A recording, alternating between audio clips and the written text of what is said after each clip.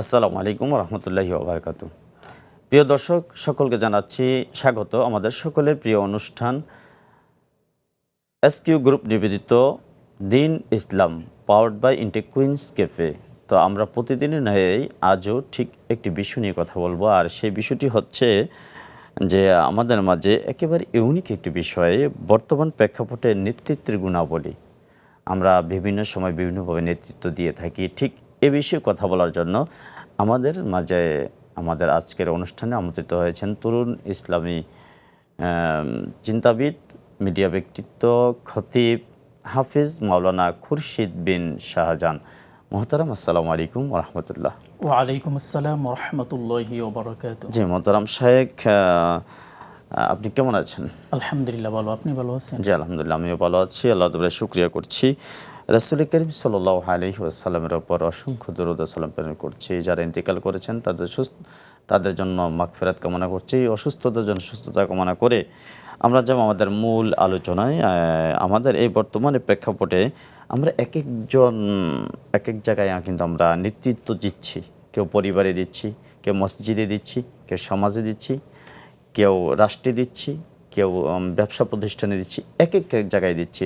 কুল্লুকুম রাই কুল্লুকুম মাসউলুন আন রাইয়াতিহি, রাসূলের হাদিসের পরিভাষায়। তো আজ ঠিক আপনার থেকে শুনবো মোহতারাম মাওলানা হাফিজ খুরশিদ বিন শাহজাহান, আপনার থেকে শুনবো যে বর্তমান প্রেক্ষাপটে নেতৃত্বের গুণাবলী, যে কি কি গুণ থাকলে সঠিক নেতৃত্ব প্রদান করা যায় ইনশাআল্লাহ তাআলা। ধন্যবাদ প্রিয় উপস্থাপক। আপনি যে প্রশ্নটি করেছেন এই প্রশ্নটির ভিতরে দুইটি ধাপ, একটা হচ্ছে প্রেক্ষাপট আর একটা হচ্ছে প্রেক্ষাপটের আলোকে মানে তার গুণাবলী কি কি। প্রেক্ষাপটটা যদি আমি একটা হাদিস বলি তাহলে সহজেই এটা বোঝা যাবে। মুআয ইবনে জাবাল ক্বালা ইন্না হাযাল আমরা বাদা নুবুওয়া খিলাফা রাহমা সুম্মা মুলকান আদুদান সুম্মা কাইনুন জাবরিয়াতান উতুওয়ান ওয়া ফাসাদান ফিল আরদি ইস্তাহিল্লুনাল হারিরা ওয়াল ফুরুজ ওয়াল খুমুর ইউরজাকুনা আলা যালিকা ওয়া ইয়ানসুরুনা হাত্তা ইয়ালকুল্লাহ। মুআয ইবনে জাবাল রাদিয়াল্লাহু তাআলা আনহু তো বর্ণিত, তিনি বলেন রাসূল করিম সাল্লাল্লাহু আলাইহি ওয়াসাল্লাম বলছেন যে কিয়ামতের আগে, অর্থাৎ কিয়ামতের পূর্ব মুহূর্ত পর্যন্ত 5টা জামানা আসবে। এর ভিতরে একটা জামানা হচ্ছে নবুয়াতান, 2 নম্বর জামানা আসবে খিলাফাতান ওয়া রাহমাতান, তারপর 3 নম্বর আসবে উতুওয়ান সীমালঙ্ঘনকারী যুগ, ওয়া ফাসাদান মারামারি কাটাকাটি লুটতরাজ। এই 5টা ফাসাদের জামানা আসবে। বর্তমান প্রেক্ষাপটে আমাদের কাছে মনে হচ্ছে যে আমরা যে জামানায় মানে এখন আসি, ওই জামানাটা আসলে শেষ জামানা বা ফিতনা ফাসাদের জামানা, এটাই বোঝা যায়। কারণ এখন বর্তমানে যারা পাওয়ারে আসে বা ক্ষমতায় আসে, উতুওয়ান সীমালঙ্ঘন করে আসে, ফাসাদান মারামারি করে আসে, কাটাকাটি লুটতরাজ, মানে যে কোনো মূল্যে আমার ক্ষমতাটা প্রয়োজন। এটাকে আপনার দর্শন থেকে বলছেন না শরীয়তের মানদণ্ড বলছেন? শরীয়তের মানদণ্ড এবং হাদিসের দলিল অনুযায়ী এবং রাসূলের ভবিষ্যৎবাণী অনুযায়ী এটা বলা। শুকরিয়া, জাযাকাল্লাহ। হ্যাঁ বলুন তাহলে ইনশাআল্লাহ তাআলা বলুন। তারপর যেই বিষয়টা বলেছেন যে গুণাবলী কি কি, আসলে একটা নেতৃত্ব দেওয়ার মতো তার যোগ্যতা প্রয়োজন। কেন? রাসূল করিম সাল্লাল্লাহু আলাইহি ওয়াসাল্লাম মুআয ইবনে জাবালকে ইয়ামেন দেশের গভর্নর বানাবেন, নেতৃত্ব তাকে নিবেন বা নেতৃত্ব দিবেন। তখন মুআয ইবনে জাবালকে রাসূল করিম সাল্লাল্লাহু আলাইহি ওয়াসাল্লাম বলছেন যে তুমি ইয়ামেন দেশে যাবা, ওরা ইহুদি খ্রিস্টান, খুব খারাপ মানুষ, তো তুমি কৌশল অবলম্বন করবে। প্রথমে তুমি তাদেরকে কালেমার দাওয়াত দিবে, কালেমার দাওয়াত দেওয়ার পরে যদি এটা গ্রহণ করে রিসিভ করে, তাহলে 2 নম্বরে যেটা তুমি দিবা সেটা হচ্ছে সালাত, তাদের জন্য 5 ওয়াক্ত নামাজ ফরজ, এটা তুমি তাদেরকে অবগত করবে। এরপরে তুমি কৌশল অবলম্বন করবে। যদি এই 2টা মেনে নেয় তাহলে 3 নম্বরে তুমি বলবা যে সবার উপরে জাকাত ফরজ করা হয়েছে, যারা ধনী মানুষদের কাছ থেকে নিয়ে গরিব মানুষকে বন্টন করা হবে। তাহলে এখানে হচ্ছে নেতৃত্ব শিক্ষা দিচ্ছেন যে সিঁড়ির মতো, মানে ভাই একটা সিঁড়ি পরে একটা গ্রহণ করলে আরেকটা। যেমন বর্তমান প্রেক্ষাপটে অনেকে বলে যে যদি বাংলাদেশে শরিয়া কায়েম হয় বা বিশ্বের ভিতরে যদি শরিয়া কায়েম হয়, রাষ্ট্র চলবে না বা মানুষ মানতে চাবে না। তো রাসূল করিম সাল্লাল্লাহু আলাইহি ওয়াসাল্লাম তো এটা শিক্ষা দিয়েছেন যে একটা জিনিস গ্রহণ করলে আরেকটা জিনিস চাপিয়ে দিবা। আচ্ছা আচ্ছা। কত সুন্দর সিস্টেম। মানে যদি কালেমা গ্রহণ করে তাহলে আরেকটা জিনিস তুমি কৌশলে। এখন আমি আপনি এখানে যদি বলি যে আজকে এখানে শরিয়ার আইন হয়ে গেছে, যারা নামাজ পড়বে না তাদের যে শাস্তি হবে, যারা চুরি করবে হাত কেটে ফেলবো। এখন আমি আপনি যদি এখানে টিভি সেটের সাথে যদি আমরা ঘোষণা দিয়ে দিই, তাহলে কি ইসলাম কাম হয়ে যাবে? আর এটা ইসলাম সমর্থন করে? কখনই না। এটা আস্তে আস্তে যেহেতু আমাদের সমাজের ভিতরে 82% বেনামাজি এবং শরিয়া কায়েম নাই, তো সেই কারণে আমার যদি ইসলামী রাষ্ট্র কায়েম হয়, ডাইরেক্টলি কোনো পেশার চাপ সৃষ্টি করে আপনি কোনো কিছু করতে পারবেন না। কারণ আপনাকেই রাসূল করিম সাল্লাল্লাহু আলাইহি ওয়াসাল্লাম যেটা শিক্ষা দিয়েছেন যে মানুষ সহনীয় পর্যায়ে গেলে আপনি এটা চাপিয়ে দিবেন। কালেমা গ্রহণ করার পরে নামাজ গ্রহণ করার পরে জাকাত, মানে একটার পর একটা সিরিয়াল বাই যে রাসূল করিম সাল্লাল্লাহু আলাইহি ওয়াসাল্লাম মেনটেন করছেন, ওই সিস্টেমের আলোকেই শরিয়া আস্তে আস্তে হিকমতের সাথে যেন কষ্ট না হয়, মানে চাপিয়ে না দেওয়া যায় বোঝা, মানে পেশার ক্রিয়েট চাপ সৃষ্টি করা যেন না হয়। তো নেতৃত্বের অনেকগুলি গুণাবলীর ভিতরে আরেকটা হাদিস বললে আরো আপনি সহজে বুঝবেন। শিওর, অবশ্যই। রাসূল করিম সাল্লাল্লাহু আলাইহি ওয়াসাল্লাম বলছেন, ইয়া আবদুর রহমান ইবনে সামুরাতা লা তাসআলিল ইমারাতা ফাইন্নাকা ইন উতিতা আন মাসআলাতিন ওয়াকিলতা ইলাইহা ওয়া ইন উতিতা আন মাসআলাতিন উইনতা আলাইহা। যে রাসূল করিম সাল্লাল্লাহু আলাইহি সাল্লাম বলছেন, হে আব্দুর রহমান, তুমি নেতৃত্ব জোর করে নিও না। তাহলে আমাদের যে নেতৃত্বের গুণাবলী থাকা প্রয়োজন, তার ভিতরে একটা গুণাবলী হচ্ছে মানে আমরা জোর করে যেন নেতৃত্ব না নিই। মানুষ যদি আমাকে গ্রহণ করে, রিসিভ করে, মানুষ যদি আমাকে নেতা বানায়, এমপি বানায়, মন্ত্রী বানায়, তাহলেই আমাকে নেতৃত্ব গ্রহণ করাটা উচিত। কেন? আমি একটা উদাহরণ দিলে সহজে বুঝবেন। যেমন একটা পরিবারে যদি 5টা ভাই থাকে, 5টা ভাইয়ের ভিতরে 5 ভাই একসাথে মিলে একসাথে হয়ে একটা কথার ভিতরে উপনীত হয়েছে যে বড় ভাই সংসার চালাবে। এখন বড় ভাই সংসার চালালে পরে যদি ভুল হয়, যখন ভুল হলো তখন সবাই যদি সমালোচনা করে, তখন বড় ভাই বলার একটা অপশন থাকে যে আমি তো চাইয়া তোমাদের কাছ থেকে এই নেতৃত্বটা নিয়ে নিই, তোমরা আমাকে প্রেশার দিয়ে দিছো, কারণ এখানে আমার কোনো দোষ নেই। তো এই কারণে নেতৃত্ব চাওয়া ব্যতীত নিলে এটার ভিতরে আল্লাহর রহমত থাকে, বারাকা থাকে এবং সমালোচনা হয় না। তো নেতৃত্বের অনেক গুণাবলী, এর ভিতরে আরেকটা গুণাবলী যদি বলি তাহলে আরও সহজে বুঝবেন। আবি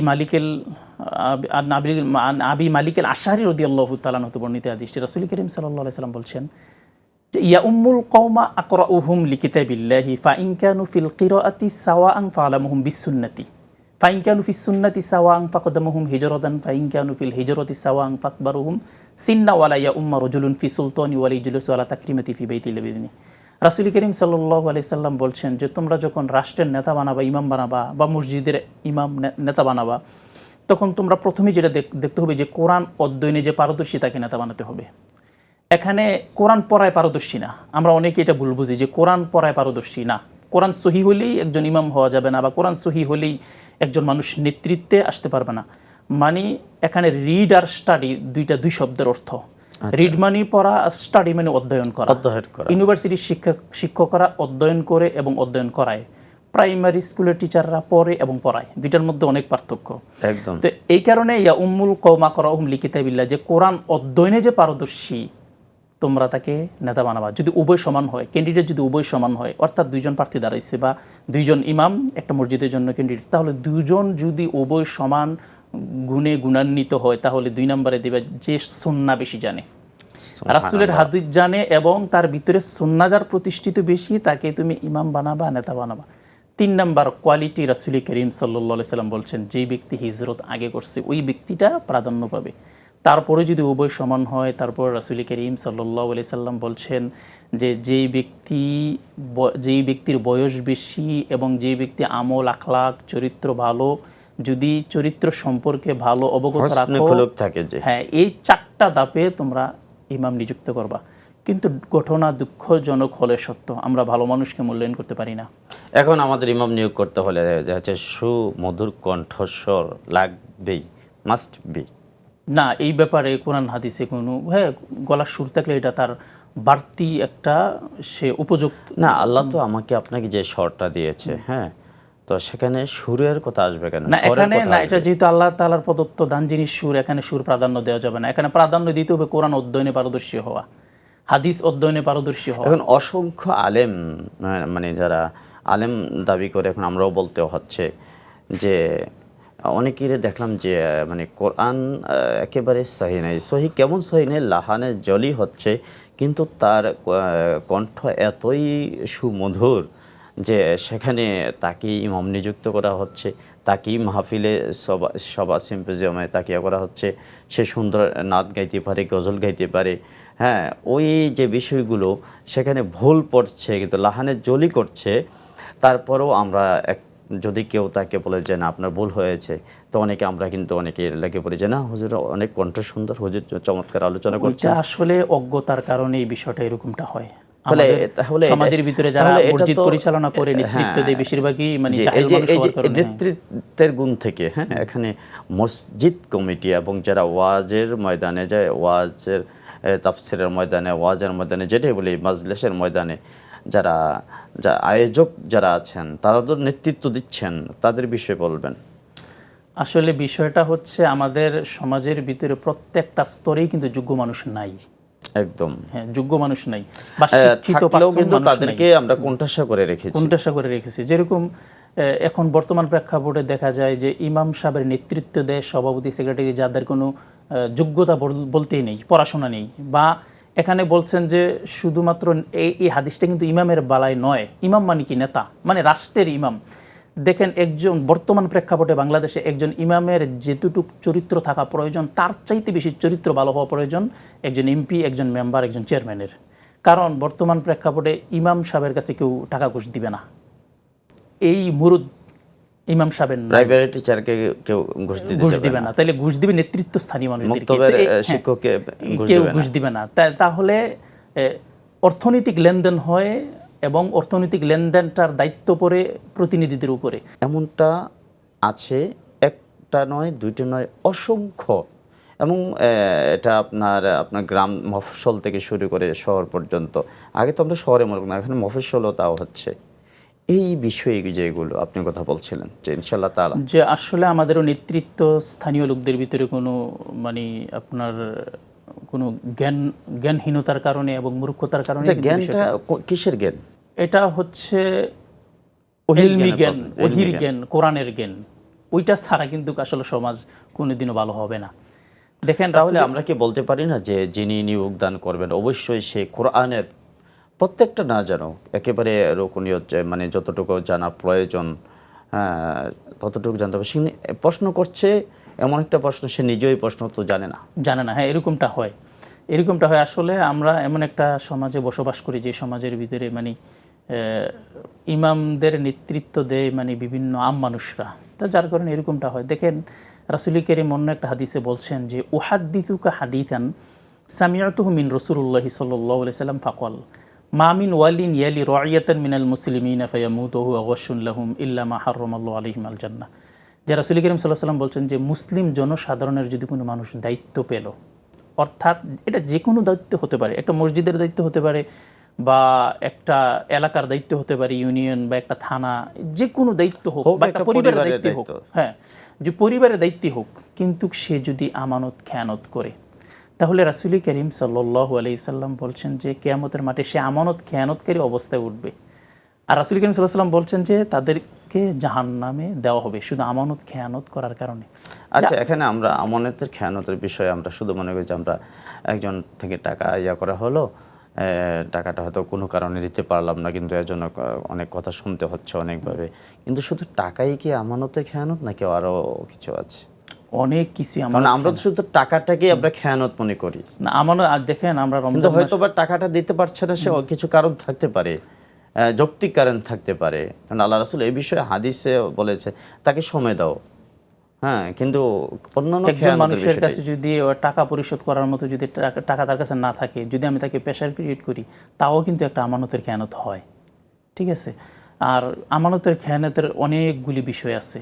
যেমন আল্লাহ তাআলা আমাদেরকে সবচেয়ে বেশি যে দামি একটা জিনিস দিয়েছেন সেটা হচ্ছে সময়। আমরা অনেকে কিন্তু এই সময়ের আমানতের খেয়ানতও আমরা করে থাকি। এবং দেখেন, আল্লাহ তাআলা পবিত্র কোরআনে বলছেন ইন্নামাস সাবিলু আলাল্লাযীনা ইয়াজলিমুনান নাসা ওয়া ইয়াবগুনা ফিল আরদি বিগাইরিল হাক্কি উলাইকা লাহুম আযাবুন আলীম। যে আল্লাহ তাআলা বলছেন অবশ্যই তাদের বিরুদ্ধে ব্যবস্থা গ্রহণ করা হবে যারা জমিনের উপরে জুলুম করে, তাদের জন্য রয়েছে যন্ত্রণাদায়ক শাস্তি। এখন জমিনের উপরে কারা জুলুম করে? যারা আমানত খেয়ানত করে তারাই তো জমিনের উপরে জুলুম করে। অর্থাৎ আমানত খেয়ানতের ভিতরে একটা খেয়ানত যা আমরা প্রায় মানুষ এটা করে থাকি, সেটা হচ্ছে আমরা বোনের সম্পদটা আমরা সঠিকভাবে দেই না। অথচ আল্লাহ তাআলা পবিত্র কোরআনে বলছেন ইউসিকুমুল্লাহ, আল্লাহ তোমাদেরকে ওসিয়ত দিচ্ছেন, বিধান দিচ্ছেন, ফি আওলাদিকুম, তোমাদের সন্তান সন্ততির ব্যাপারে লিদ্দাকার মিথলু হাজ্জিল উনসাইন। মানে একটা বাবার যদি 3 কানি ক্ষেত থাকে বা 3 বিঘা ক্ষেত থাকে, তাহলে ছেলে পাবে 2 বিঘা, মেয়ে থাকে 1 বিঘা পাবে। কিন্তু আমরা এখানেও কিন্তু আমরা আমানত খেয়ানত করি। এটা কিন্তু একটা মৌলিক পাপ, কবিরা গুনাহ। তো এই কারণে আসলে আমরা যদি সঠিক নেতৃত্ব যদি আমরা মানুষদেরকে দেই, আর আমাদের প্রতিনিধি যদি সঠিক নেতৃত্ব চেয়ে দিতে পারি, তাহলে সমাজের ভিতরে ইনসাফ প্রতিষ্ঠিত হবে এবং কি আমানত খেয়ানত হবে না। কিন্তু আমাদের সমাজের ভিতরে আমানত খেয়ানত হওয়ার একটাই কারণ যে আমরা কোরআন অধ্যয়নে পারদর্শী না, কোরআন সুন্নাহ আমাদের জানা নেই, রাসূলের শিক্ষা নেই। হযরত ওমর রাদিয়াল্লাহু তাআলা আনহু, আলী রাদিয়াল্লাহু তাআলা আনহু, উসমান রাদিয়াল্লাহু তাআলা আনহু যে মানে খিলাফাতান ওয়া রাহমাতান যে যুগটা, এই যুগ থেকে আমরা শিক্ষা নিই না, ওমর থেকে শিক্ষা নিই না। ওমর রাদিয়াল্লাহু তাআলা আনহু এমন একজন শাসক ছিলেন যিনি মিম্বারে একদিন খুতবা দিচ্ছিলেন। তো হঠাৎ করে একজন মফস্বল এলাকার একজন সাহাবী আয়েশা বলতেছে যে আপনি খুতবা থামান। তখন ওমর রাদিয়াল্লাহু তাআলা আনহু বলছেন যে ঠিক আছে, আমি খুতবা থামালাম। তখন ওই ব্যক্তি বলছেন মসজিদে নববীতে বসেই যে আপনার জুব্বাটা লম্বা কেন? জুব্বাটা আপনার কিভাবে লম্বা হলো? তখন ওমর রাদিয়াল্লাহু তাআলা আনহুর ছেলে আব্দুল্লাহ তিনি দাঁড়িয়ে বললেন, আমার বাবার পক্ষ থেকে যদি আমি উত্তরটা দিই তাহলে কি আপনারা গ্রহণ করবেন, রিসিভ করবেন? তখন উপস্থিত সবাই বলছেন যে ঠিক আছে, তোমার বাবার পক্ষ থেকে তুমি উত্তরটা দিতে পারো। তখন বলছেন, দেখেন বাইতুল মাল থেকে সবাই একটা করে জুব্বার কাপড় পাইছেন, আমিও একটা পাইছি।